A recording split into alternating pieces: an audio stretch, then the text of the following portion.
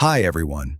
In this tutorial, I'll show you how to create a Kali Linux bootable USB drive using the Rufus tool. So, without further ado, let's get started. To make a bootable flash drive, you'll need three things. 1. A USB drive with at least 8 gigabytes of space. 2. The Kali Linux ISO file. 3. The Rufus tool, which we'll use to create the bootable drive. First, let's download the Kali Linux ISO file. Go to the official website, kali.org. Make sure you're on the official site. Once you're there, navigate to the Downloads section. You'll see multiple Kali Linux distributions available for different purposes. Click on Installer Images.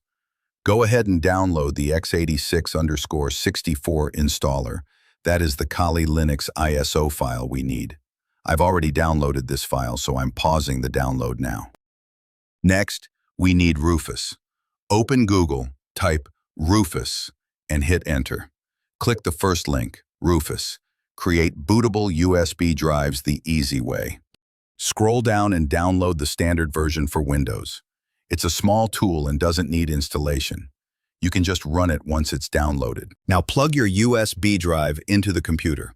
Make sure it doesn't contain any important files, because this process will format the drive and erase everything on USB.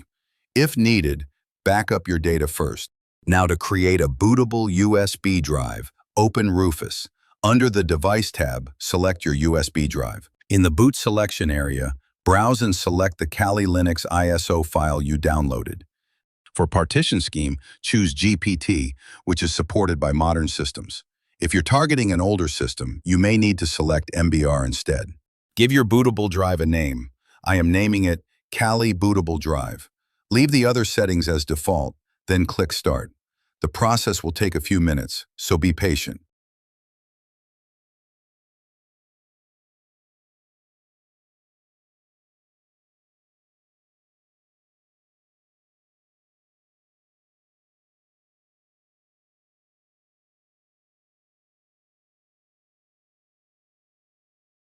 And that's it.